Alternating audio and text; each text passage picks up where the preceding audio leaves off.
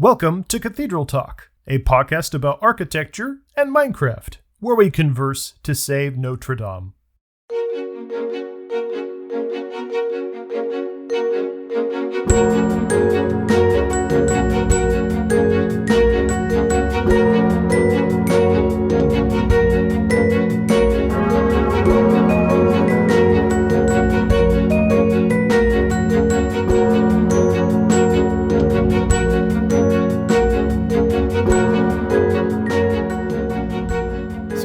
I think we should continue the tradition about starting with errata. Does that sound good? Zack, is there something you would like to maybe make an addendum to? I'd like to praise Tom a little bit. He's been editing every single one of our podcasts so far. And part of this errata actually has to do with saving myself from giving more errata. There's a lot of conversation in the previous episode about stellar fusion that I got wrong, and Tom generously cut it out. Here's the problem, right? You're a physicist, so you never learned your periodic table of elements to the same rigor that the chemists did. The weird thing is that the periodic table was created so people wouldn't have to memorize the elements, that they could just look it up. So forcing school children to memorize the periodic table is completely against the intent of creating the periodic table in the first place. And yet, I'm sure many a bored teacher has done it many, many times. Yeah. I think we've talked about authorial intent on the podcast before and how we can just ignore it. I mean, that was the problem. You were trying to do it from memorization last time and not looking at it. Yeah, just look at the table. It wouldn't have been the periodic table that would have saved me. It would have been a chart of binding energy per nucleon. And I obviously didn't have that ready. So listeners are probably curious about what my mistake was. Tom generously left in that I said lead is stable. Lead is stable. That's not the errata. I, for some reason, thought that main sequence stars would fuse all the way up into lead. And Tom generously cut that out. Yeah, there was a long segment where, like, everything you said was right. Like, all the words, like how things fuse up, with the one problem about you kept saying lead over and over again. It's like, it's iron, not lead. The funny thing is, I don't remember the source material very well, but Tom gave me plenty of off ramps. He's like, it's lead. It's lead. And I'm pretty sure David it's also... Iron, sorry, iron. You're still doing it. I'm still doing it. I'm pretty sure David also did it. I'm pretty sure David also gave me the off-ramps, but I don't know if your material didn't make it into the final cut, David. How did you edit that, yeah? I had to be pretty hard with the scalpel. Yeah. There was no re-recording, right? No, there was no re-recording. It was just, like, fortunately there was just enough said that was passable so that hopefully we wouldn't PO too many astrophysicists listening to us. and of course, since it was edited so beautifully, people are thinking currently about listening to this episode, what about all the nonsense that you were saying about language? Aren't you going to retcon any of that stuff? No, that was perfect. Nothing wrong there. That was perfect. I do want to apologize to all of my friends who express themselves artistically and aesthetically through written language and through spoken language. My criticism on that wasn't meant to be about the form itself. I think expressing yourself through language, especially natural language, is beautiful. I think that's the purpose of it. My criticism was on using those art forms for something as crude as information transfer. And so I want to celebrate all of my writer friends, all of my poet friends. I mean, speaking just for myself too, when I listened to you saying that, that's how I interpreted that, but I can see that clarifying that might help some people too.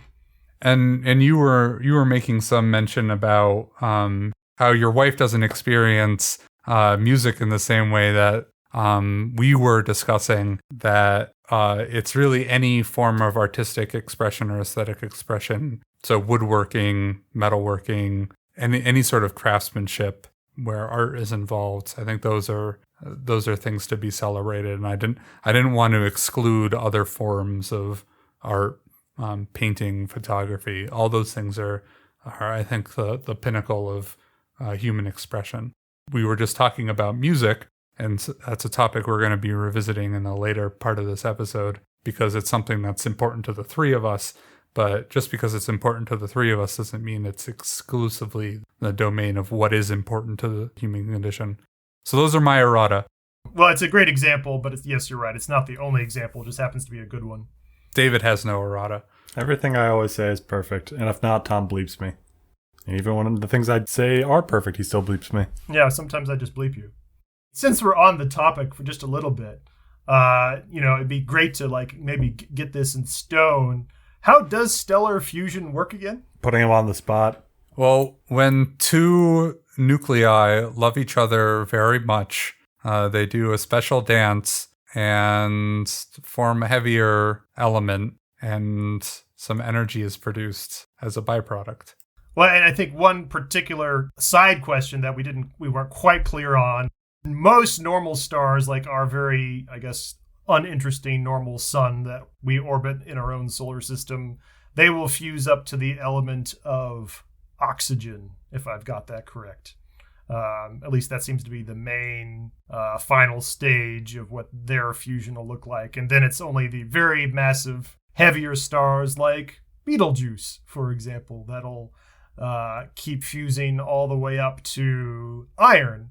And then, again, one of the issues we were having was lead, we kept talking about because it's what they're building Notre-Dame's roof out of, is a very stable element. But I guess according to the physicists, iron is sort of considered to be the most stable element because, as Zack was alluding to, iron is the first element that it takes more energy to fuse elements together to get iron than you get from that process. Yeah, so that's what I was alluding to with the binding energy of the atom. So it has nothing to do with, it has something to do with the stability of the atom, but there are isotopes of lead that are not stable, and there are isotopes of lead that are stable. I don't remember about iron and nickel, about what their half-lives are. Is nickel right after iron in the table? Yeah. Okay. Because I did also see somewhere that some stars do go like maybe one above iron to like nickel, but they certainly don't make it all the way up to lead. Right. And it's not about their stability. It's about the amount of energy it takes to fuse versus the energy you get out of the fusion. You were very correct about the one point you made about how you do get all those heavier elements when the supernova happens, because it's that supernova that suddenly creates the ever hotter temperatures necessary for that fusion. I'm glad I get one thing right per episode. That's really my quota. Yeah, that's pretty good. That makes me really nervous about all of Tom's cathedral facts, if that's our quota. That's my quota. That's not your guys' quota. Yeah, all those elements after iron get fused together from the intense heat of the supernovas that you get from the large stars that explode at the end of their lives. Basically, fusion requires extremely hot heat, and even the heat of a very powerful star can only go so far. You need something even hotter, so you need a supernova to get lead. There's a lot of... I know this has been talked about for decades, but there's a lot of growing interest about fusion being a potentially viable, commercially viable energy product in the world, the US or whatever.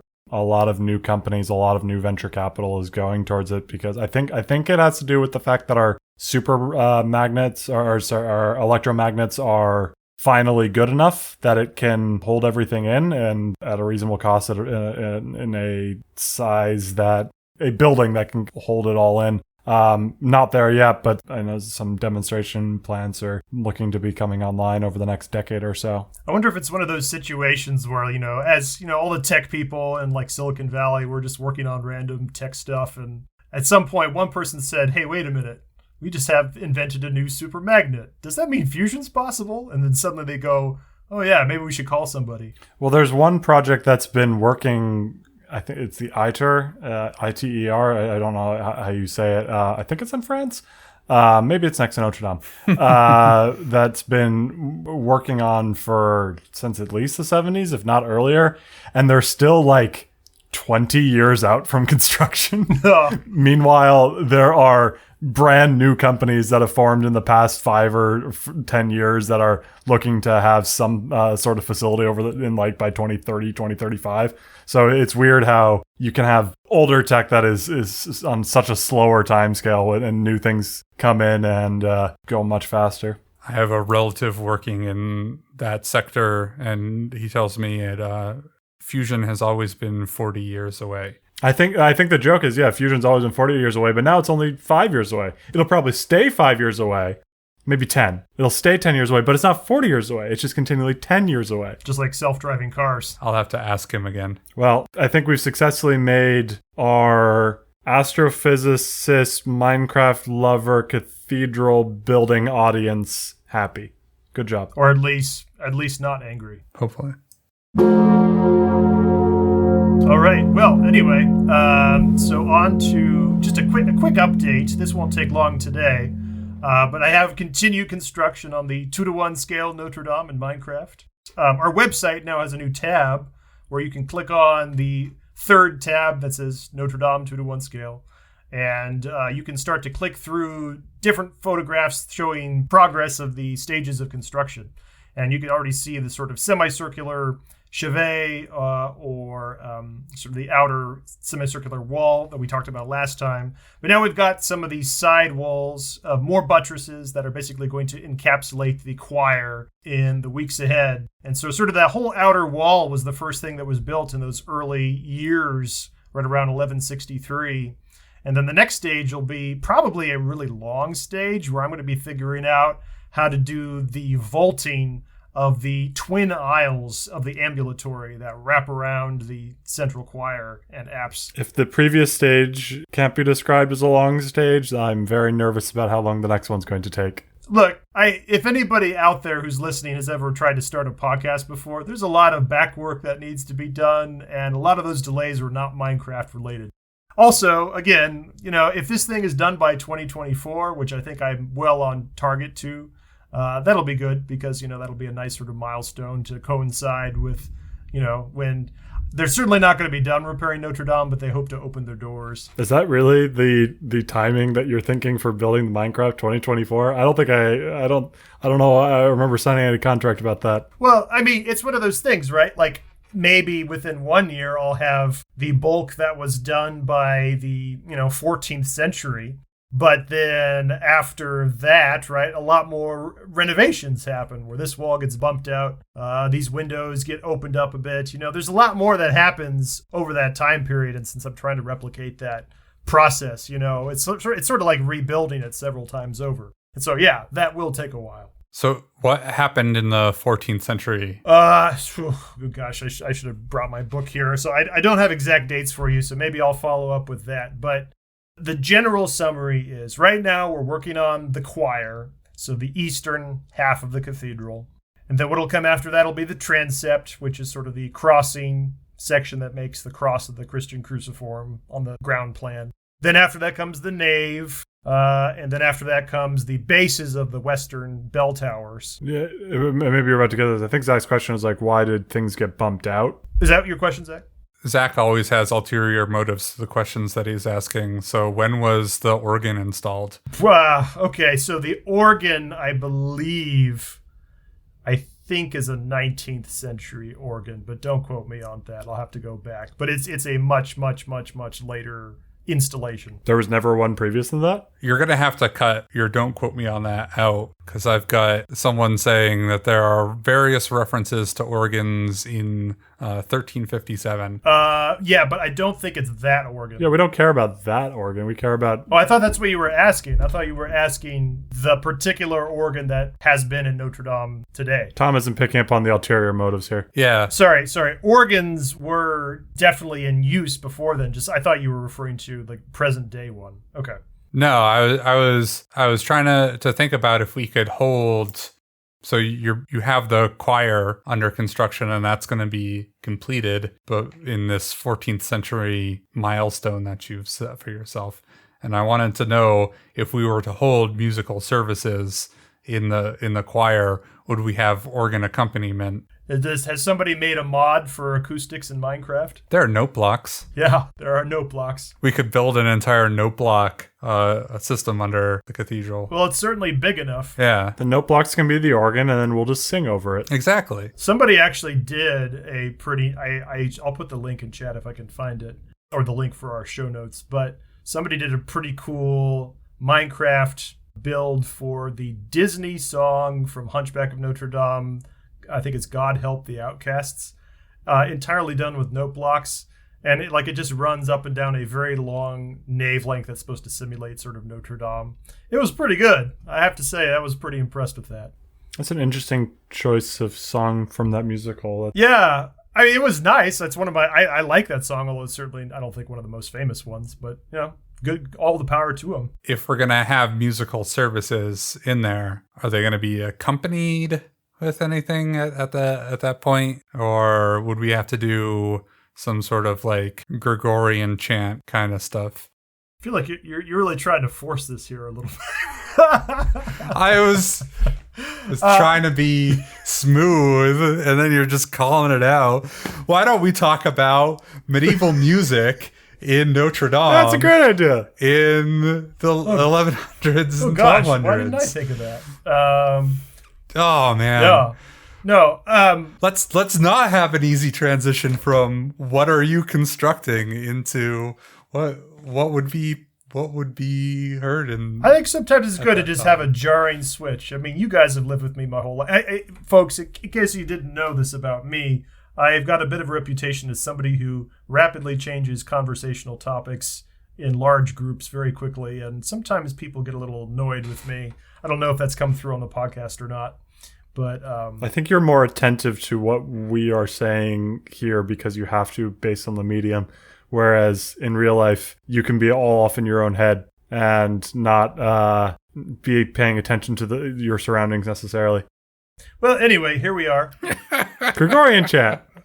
Whatever you were saying, I don't really care about that. Let's talk about the subject that's at hand now. Well, okay, so let me follow up with one thing you said earlier about... And again, I'm sorry if I was confused there with what you said about organs. I thought you were referring to the specific organ, but you were talking about organs in general.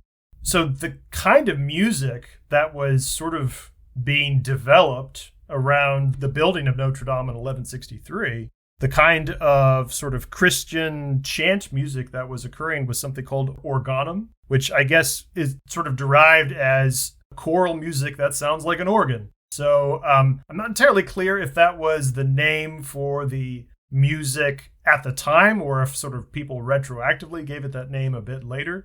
But it sounds like it was probably a name that was applied not that much later, if so. So, I mean, my experience of medieval music is limited to almost exclusively Monty Python and the Holy Grail, where you have the monks walking through the middle of town hitting themselves in the head with their Bibles. It was an accurate depiction of the times. To the best of my understanding, that is Gregorian chant. And apparently Gregorian chant is poorly named. Apparently Gregorian chant has nothing to do at all with Pope Gregory, whom it was named after.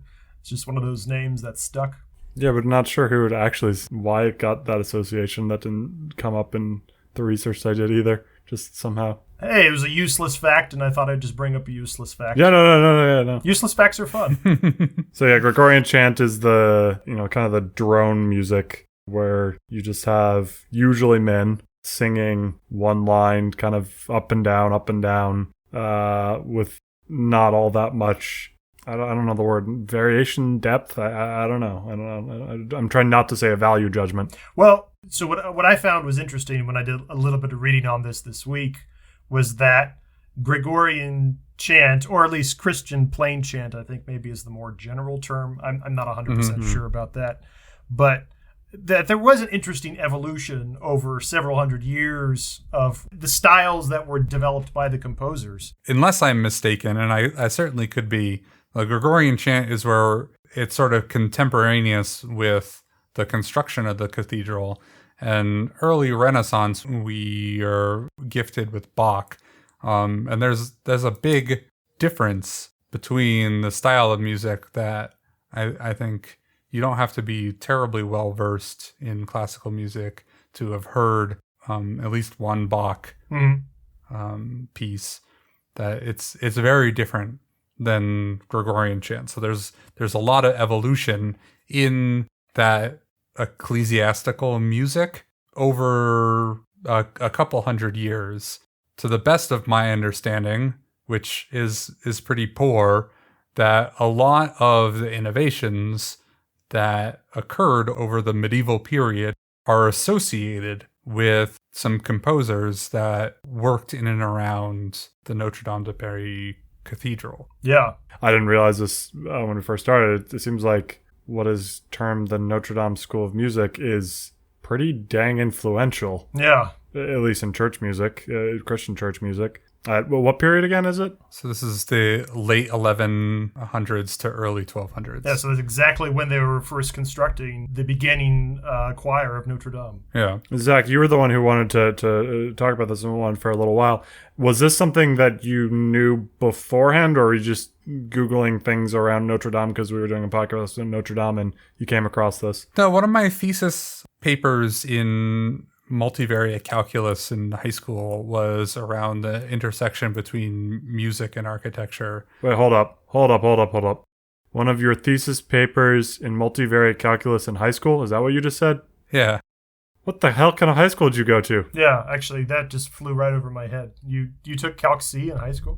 Yeah. All right, moving on. All right, okay. All right. I don't know what else to tell you. The sad thing is we have one or two other friends, David, who are listening to this right now going, yeah, that sounds about right. I mean, one of the other things I did in that multivariate class is make an animation based off of Flatland, the sexist mathematical geometry book. Is it sexist? I haven't read it. I just know of it. I think if you decide to read it, you'll be like, wow, this is really regressive ideas about women. Interesting. But that's a topic for another day. And so this multivariate class, there were a lot of math adjacent concepts. And when I did that research, I came across the idea that a lot of composers would write compositions based off of the architecture of a particular building. And certainly we have talked in previous episodes about how a new layer of paint would change the acoustics of a particular building. That's not exactly what's in play here. I think with classical architecture, you see a lot of emphasis placed on the ratios between one side of a building and another side of a building. You see the golden ratio pop up a whole bunch. There are common technical terms between architecture, mathematics, and music. Harmonics and harmony is one of those that crosses all three areas, and they share a lot in common. So the ratios and the dimensions of the building can be translated into the ratios between notes and phrases in your piece of music. So when you're composing something, obviously you want it to sound good in the space that you are constructing it in. But the actual structure of the music that you are composing, it reflects the structure of the building that it's composed for. I remember learning those particular facts of the golden ratio with both building construction and the ratios of notes and like major scales in Donald Duck and Math Magic Land. Which you've watched like 400 times in your classes, I know. Well, I mean, when you need a good like 22-minute video that is mathy, it's a pretty good one to just sort of go to.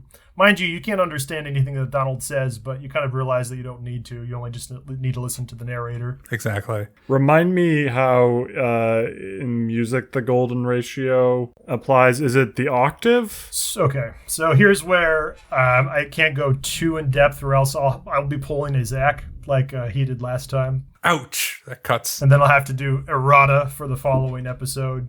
But the ratios of the frequencies of the vibrations in the air, right? Mm-hmm. For different notes, like I think a note A is like 440 hertz. Isn't that right? That's concert A. Yep. Concert A. And then one octave higher is 880 hertz, I believe, right? Yep. And then if you then look through a lot of the other notes in the major scale, the ratio of 1 to 5 and 1 to 3 in the octave, those come from simple fractions, and the exact connection to the golden ratio I don't fully remember, But clearly, I haven't watched Donald Duck in Mathmagic Land enough times. I need to watch it one more. But that type of harmonic relationship between music and math, while interesting, isn't exactly the type of relationship between the architecture and music that these composers are working with. There are certainly probably some compositions where they do care about that and they're doing golden ratio stuff, but the type of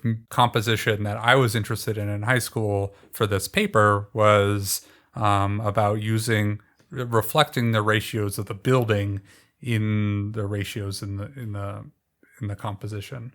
If you were doing a composition for, let's say, the Parthenon or something, let's pretend that the Parthenon uses the golden ratio for its walls. I don't remember if that's true or not. Then what you're asking would come in play here. But if there's a building that doesn't use the golden ratio in its architecture, then the golden ratio wouldn't show up in the composition. I just wanted to allude to one point you made a little bit ago about architecture and, the different priorities that builders of different generations had towards like acoustics, the use of the building, the design of the building with like the golden ratio and stuff. One thing I find interesting, I think about a lot of classical architecture, and again, this is somewhat debatable. I'm not saying that this is set in stone completely, but I think it's arguable that to the builders of the classical era, especially like the Greeks with the Parthenon, and even up through a good bit of ancient Rome, that for a lot of buildings, the prioritization of the building of a monument or an edifice or some temple would often be to prioritize making the exterior perfect, make the exterior the best feature of the building. And it wasn't up until, arguably, you could say that the Pantheon in Rome, which is the first huge sort of masonry dome built almost 2,000 years ago. If you look at that building, it's got a fine portico on the front, but most of it is just this very simple cylindrical canister that's containing that dome. And it's kind of ugly on the outside. Yeah, it is. And when you get to that stage, it's definitely a building that prioritizes the interior far more than the exterior. And so then by the time you get to Gothic cathedrals in the Middle Ages, like Notre-Dame, you're starting to hit this sort of harmony point where people are really concerned about making the interior perfect with all the windows and the lighting of a Gothic cathedral, but at the same time also emphasizing the exterior as well. Just wanted to make that point. So that's where my interest originated. To David's question originally is like, why do you want to do the Notre-Dame School of Music as a topic? And so I was doing some research, and my Google flu has sort of deteriorated over the years, and I couldn't find compositions for Notre-Dame de Paris that were specifically constructed based off of the dimensions of the building. And the only thing that I could find, which was something that I hadn't heard about before, was this Notre-Dame School of Music. Notre-Dame School of Music this, Notre-Dame School of Music that, Notre-Dame. And I was just like, what are all the things that went into this hugely revolutionary school? And none of it had anything to do with the topic that interested me in high school. So I was like, well, if I'm going to find a link between music and architecture that's interesting enough to discuss, it's not going to be about the compositions themselves. It's not going to be a purely music theory conversation and like breaking down like, this is how this note relates to the East End. This is how this part of the composition relates to the chapel. Or I wasn't going to find any of that. I'm sure it exists out there, but my ability to do that kind of research has deteriorated to such a point where I was unable to find that kind of stuff. So listeners, if you know of a book or a research article or someone who knows that information, please send it our way. But I was too dumb to find it on my own. And that's not to say that there wasn't a whole bunch of other really interesting stuff that fell out of it. It just wasn't necessarily related to the thing that I was originally interested in, which is serendipitous and awesome, but it's different. Before we move to the thing you did end up finding, a question about your previous interest. When you say that they were writing compositions for the building they were in, and that they were matching ratios, how much of that was, from your understanding, intentional, where like they were actively trying to get ratios to match because someone did a calculation somewhere, versus this sounds good and they didn't necessarily know that this sounds good because it matches the ratio of the room? So composers vary from person to person, but it is not rare to have composers who would do things just for fun that's esoteric to their profession. So there's a lot of meaning built into musical phrases that are meaningful to composers, whether or not they came from one person or they came from this place. And it's not unlike, I'm trying to think of the puzzles that existed in newspapers, like the cryptograms. Sudoku? No, not Sudoku, but like cryptograms, where you've got a cipher message and you've got something that you're trying to figure out. And I didn't have this conversation thread in mind before, so I might be misattributing it to the wrong composer, but I'm just going to say Mozart, and you guys can correct me if I'm wrong. But he would put out compositions that weren't necessarily to be played, but to be consumed by other composers. And then those composers would write compositions back, and it would be almost a form of letter writing, but with music. I don't know if that was Mozart, but I do know that Mozart's teacher, Haydn, would put essentially jokes in his music in the phrases that you would only get if you were well versed in musical theory or whatever, and like you would see that he spelled out a name or something in a various phrase or something like that. Like this one phrase would say apple or bad apple. What? Was that a... I was trying to make a callback to... Save the callbacks for Zack. How Zack was trying to say bad apple with, classical music last episode. Didn't work. Didn't land. Continue. Crickets.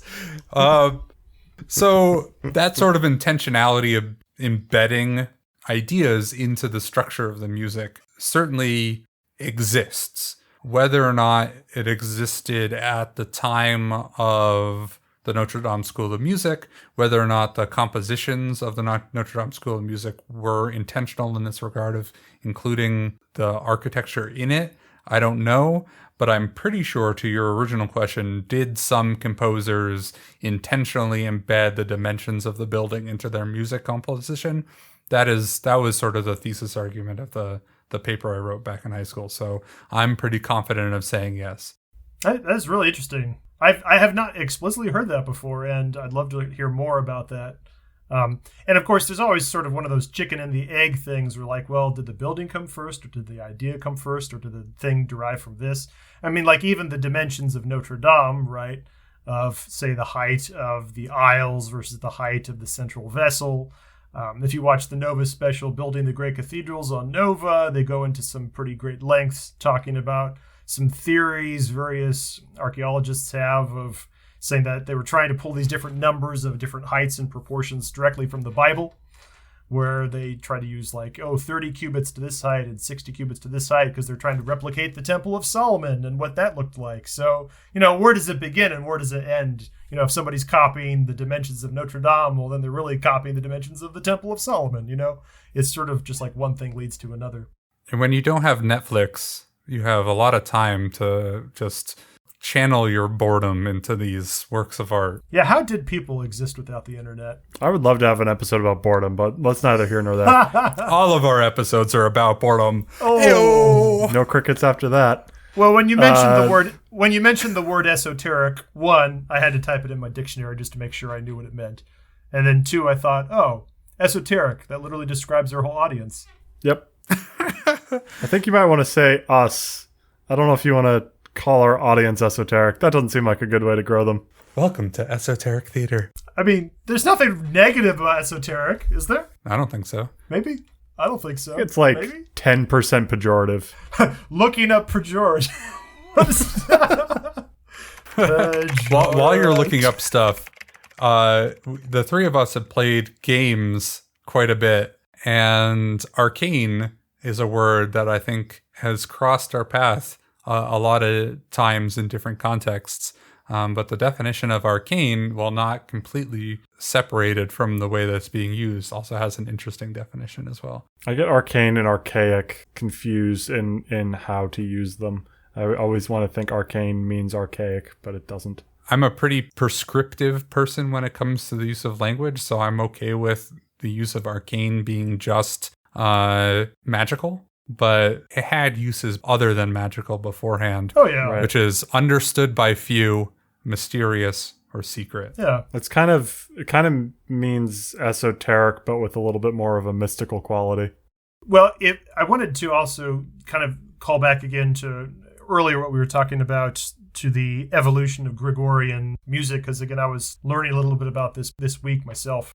I learned how Gregorian chant did evolve over time, and one thing I found particularly interesting was how, I guess around the 3rd century AD, that Christian plain chant was really quite in unison. Yep. A choir of monks that all just sing one note together, I mean, to some various melody or, some basic theme, but there would be no contrasting multiple different notes happening simultaneously throughout the music. It would just be a single note. Everybody would be singing over and over again. Monophonic. Yeah, monophonic. Thank you. And I think a lot of people, when they think of Gregorian chant, they probably think of that. I think a lot of the Gregorian chant that gets used in Hollywood is that. We've mentioned once or twice Pillars of the Earth, the miniseries. They do a lot of that unison Gregorian chant there. If you are a classics lover of some of the classic movies, Beckett with Richard Burton from 1964, there's a classic scene where the bunch of monks all singing in unison Gregorian chant as well. So I know we're doing multiple tangents in this one, but This is actually getting right back on topic. it's true. Tom was trying to bring it back to the main line. It's true. Yeah, Dave was just derailing. I am. You sent this clip of Beckett to us beforehand, so we could watch it and hear the Gregorian. And this reminded me that this isn't the first time I've heard you reference Beckett, but you just kind of made it sound like that lovers of classic movies like you don't love classic movies. Why do you watch Beckett? Why is Beckett in your head? Where does this come from? Well, I don't know. In fact, it's probably a movie I haven't seen all the way through from start to finish. It's a movie that I've seen just like a lot of parts of from, I watched this clip here and I watched this clip there, just through like, on YouTube here, YouTube there. Is it just because it has cathedrals in it? No, for one thing, if you've watched Pillars of the Earth, which is historical fiction, Beckett takes place like just a few decades after that with Thomas Becket, the Archbishop of Canterbury, who is a contemporary of King Henry II, who is, we'll just say, a figure who shows up at the end of Pillars of the Earth. So it's just a time period in general that is interesting and coincides very much with the building of cathedrals. So I think that makes a little bit of sense that I would be more aware of stuff that surrounds that time period. Gotcha. Anyways, Gregorian chant. Gregorian chant. So in order to get to the sort of ecclesiastical music of Bach, that is polyphonic, Massively polyphonic. it has to go through that evolution. Yeah. So there was another great video that talked a bit about the evolution of Gregorian chant or organum music in particular. And they said, we'll put the link in our show notes as well, but they said around the 8th century, somebody had the idea to add young boys to join the fully grown men who were singing as monks, and then you could have them basically singing a note and then one octave higher. And so they were almost singing in unison that way. So that was a little bit of an evolution. And then finally, you get to about the 9th century, and you then start to have situations where a few more notes are sprinkled here and there. In particular, around this time, they start to add, I think, what's called a drone note, I think what you alluded to earlier, Zach, where they might have most people singing the melody, but then one or two poor lost souls in the back of the choir that would just sing one note the whole time, the whole time. And it sort of was the beginning of what evolved today as harmony. So those minor additions, certainly going from one voice to two voice, is in computer science, it's always hard to go from n equals 1 to n equals 2, and then a lot easier to go from n equals 2 up and up and up and up. 2 is an important number. Yeah, and so this sort of development in ecclesiastical music of the period of adding in additional notes, I think, just sort of, it doesn't exactly explode at the end of the late medieval period. It seems that the popular style of motet was 4-voice polyphony, and that took over a couple hundred years to go from 1 voice to 4-voice, which isn't terribly impressive, considering now you'll have a 3-piece band that does like bass, guitar, lead singing, and drums. So it's 4 instruments spread over 3 people. Each instrument also will have multiple counterpoints. So your average garage band is doing more complicated music than you would find at the late medieval era. Yeah.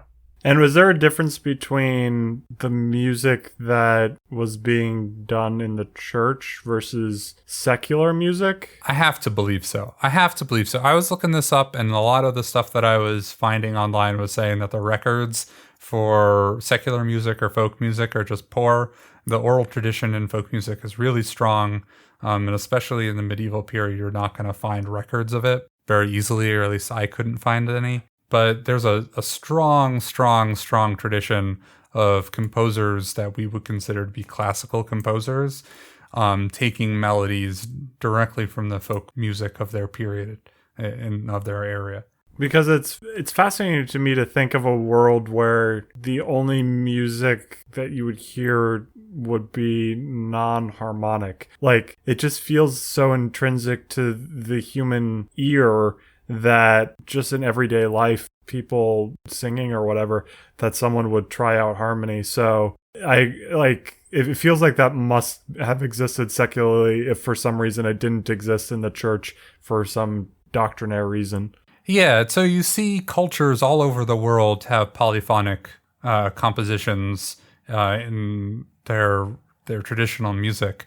A lot of the problem corroborating this is that, records from the 1100s are pretty poor when it comes to like writing down what music was like at that time. Right.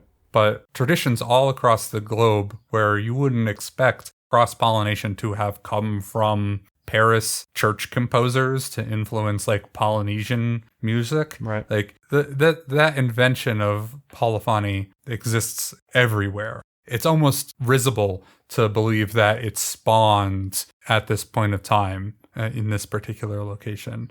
It has to have come. It's an unfathomable to think of the universe in which polyphony didn't exist before the 1100s. Yeah. I guess that's why it gets the credit in the Notre-Dame School of Music, though, because I don't know if we straight out said this. I think that the invention that the Notre-Dame School of Music is famous for is introducing polyphony into church music. Yes. And since church music is what we have records of primarily, historically, that's the instance where we can point to, even if it's not necessarily right the true introduction of polyphony, it's the introduction of it to record-keeping music. Right. We're not necessarily saying that Notre Dame is the only place that they had new inventions to this kind of music. But like you said, historically, since so few records survive from the Middle Ages, that this was a place where some of that music actually managed to make its way all the way to today. There's actually a composer, again, as usual, I will say in extremely poor French. I believe his name is pronounced Perotin. Okay, I can't even do this. I'm sorry. His name is spelled Perot. Perotin, Peota, I think. There's several different pieces that actually I've seen appear weirdly coincidentally on the internet in the last year or two. Probably because of Notre Dame's fire, honestly. I think people were looking at all the big impact that Notre Dame has had on our culture. There's also certainly no way that the YouTube and Google algorithms have figured out that you like things associated with Notre Dame, and so it's going to serve you up more of that. Probably true, yes. But I think also when we talk about the Notre-Dame School of Music, from what I learned, from what I read, it sounds like that people shouldn't be thinking so much like, oh, school, people in classrooms sitting at desks learning from teachers and professors, right? I think the word school here is a very, very loosely adapted word, more or less referring to just a handful of composers who all sort of collaborated around the same time, not necessarily even in one building. Does that sound right, Zach? Yeah. So I think it's human nature to think about a school in the context that we're living in, which is that building. But it's not completely foreign to think about a school of thought. That's a good analogy. Which is not isolated to a particular building. And that this school of music... School of magic. Yeah, school of magic as well, which is not just in a particular building, but in multiple planes of existence simultaneously. I like how we're all nodding our heads like as if this isn't even a joke. Yeah, I mean, the muggles don't understand it. But... Well, speaking to David's point just a little bit ago where he expressed skepticism, I guess, over, how could a human being who lived earlier than the times of these composers when these harmonies were first being invented, how could a human being not be aware of the concept of harmony and listening to harmony and thinking about harmony just even in your head? And I admit I really struggled with this one too when I was sort of learning that, harmony was a concept that was not around forever. People haven't always had harmony as sort of, something you grew up with or think about. And I was sort of making the analogy like, what is it like to have existed before the wheel was invented? Is it the same thing with harmony, where you don't really appreciate harmony until you've been educated about it and exposed to it enough? If somebody had grown up only knowing unison chant from the early Gregorian chant, early Christian plain chant, and then they suddenly were exposed to modern day harmony that you and I take for granted today, would they not like it? Would they think it would be a real ear sore? Discordant. Yeah, I mean, probably, but I'm trying to think if you're saying that the average person in the 1100s would not have been exposed to harmony. And I think my and David's argument is they would have been. The church just wasn't the source of it. Yeah. Well, I guess from what I read, that maybe there was some harmony out there, but that it might not have been as prolific as I originally expected it to be. I think it's just in what culture is it prolific in? Is it prolific in ecclesiastical music? No. I think all of the research that we have done, which is we're not experts in this field, but in ecclesiastical music of the early medieval era in Europe, that it was monophonic. But that's like this is the problem of like do you discover the new world? Did it not exist before you landed on it? Just because not every single country in Europe was aware of the New World doesn't mean that some people didn't know about it, right? Like Vikings had landed there well before the Spanish did. So just because polyphonic music wasn't a fact of composition in church music doesn't mean that it wasn't a fact of non-church music, secular music. Oh, sure. I don't know. Would have to find other sources of data or information to answer that question. I mean, one thing I just looked up was when is the earliest organ? We talked about dancing on organs a few times, and it looks like the organ, the earliest known ones, was a Roman invention in like the 3rd century or so. So I don't know necessarily if that organ could play 2 notes at once, but I have to imagine that by the time organs were existing in the 2nd millennium, they definitely were able to play multiple notes at once. But your credulity doesn't even go far enough, right? All you need is two people singing. Oh, yeah. I'm trying to think of something that you can prove, because you can't prove that two people sung together in the past. That's what I mean about credulity. I don't need a Descartesian proof about whether or not someone sang together in harmony before the 1100s. Sure. That's an extraordinary claim, and I would need extraordinary evidence. Yeah. Just like having an organ also doesn't mean that you are playing more than one note at the same time. Like, you could still only press one note on an organ. Theoretically. It sort of defeats the purpose of having it. Well, and anytime I ask the question, like, what would it have been like to, live this way without having the concept of this and that, right? You don't have to go back to ancient times to find brains that think differently than yours. Like, again, I mentioned my wife, who's got a very different skill set than my own. I've got a lot of musical training, and she does not. So, she probably doesn't conceive of music with the harmonies that I'm even talking about right now. I like to take the stance that people haven't evolved significantly in the past 100,000 years. And that the Romans who drew graffiti in England were amused by that in the same manner that I'm amused by it today. Or the students in my classroom. Or the students in your classroom. There are some ideas that we've grown up with that make it easier for us to process some of the facts about modern life that I think if you just took a Roman and dropped them into modern society, learning English aside, they would have some trouble navigating modern life. But if you were to take a Roman infant and then grow them up in modern life, that they would have no more difficulty navigating modern life than any other infant of our time. Well, to make the connection of that to music specifically, one thing I know, a seemingly universality of the human ear and music, at least based on looking at multiple cultures that, as you talked about, Zach, wouldn't have had a way to interact with each other. Yeah. The concept of a fourth and a fifth, the perfect fourth, the perfect fifth in music. The perfect fourth is the opening of the wedding song, da da da da. That's a fourth.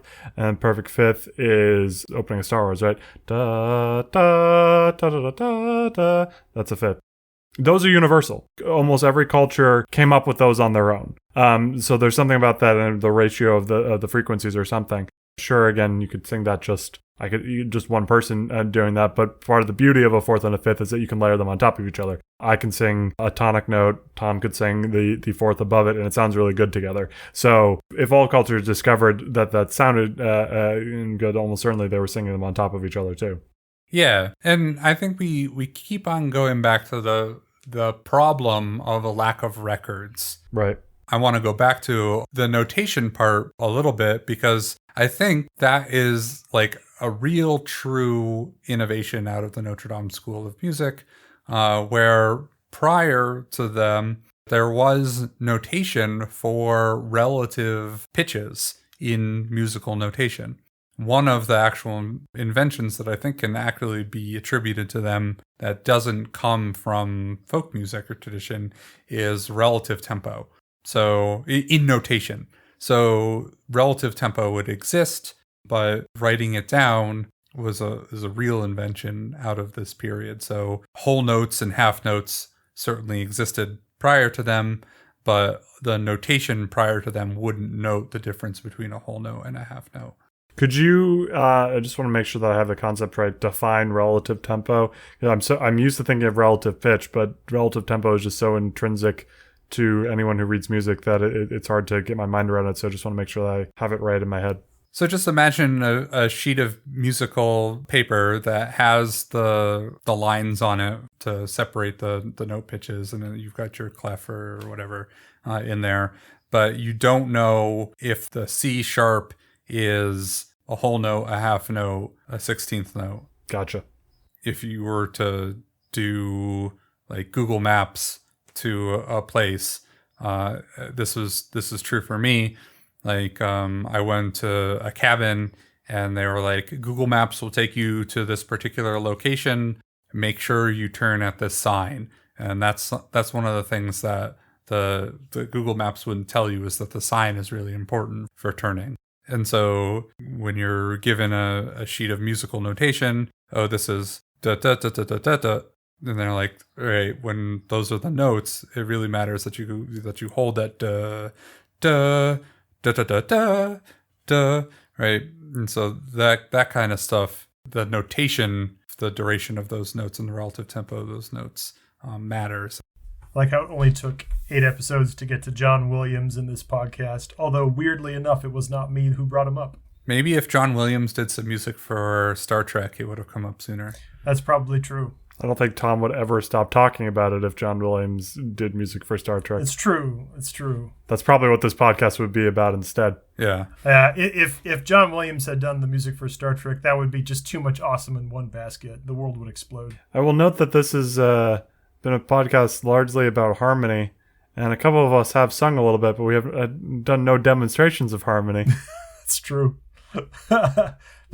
We'll use the internet as excuse. It's hard to stay synchronized over the internet, so we'll just say, well, that's why we couldn't do it, folks. I'm sorry.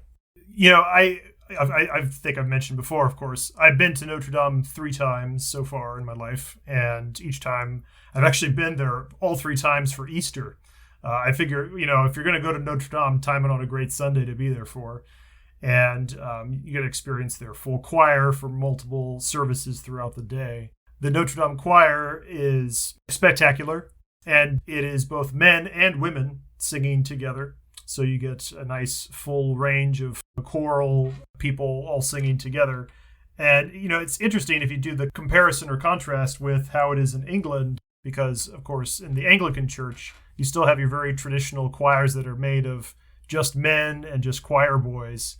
And it's sort of interesting how that those different traditions diverged like that. You wouldn't have expected it. If I had to make a prediction like that, you know, I wouldn't have expected it to go that way, but it did. Do you guys have favorite composers out of curiosity?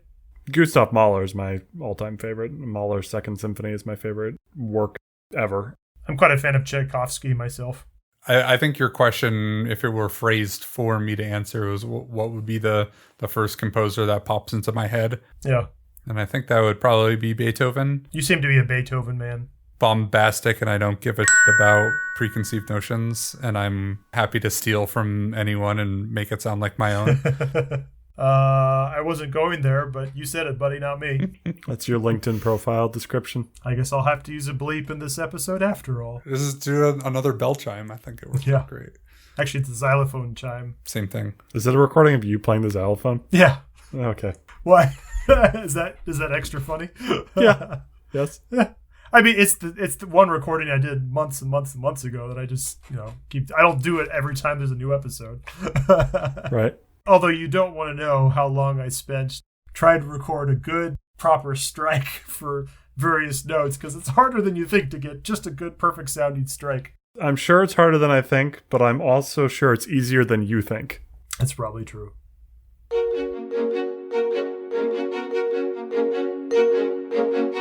That's it for now. Check out our podcast website at cathedraltalk.fm. There you will find many architectural visuals and Minecraft goodies. If you would like to support our efforts here at Cathedral Talk to aid in the restoration of Notre Dame, please use the direct link on our website to donate to friendsofnotredamedeparis.org. Friends of Notre Dame is a non-profit organization that is leading the international fundraising efforts to rebuild and restore Notre Dame Cathedral. By donating to them through the link at cathedraltalk.fm, we'll know that our podcast is reaching new patrons. As our own Minecraft project progresses, we'll be sure to share plans, screenshots, and videos for your own visual palette. Good day and happy building.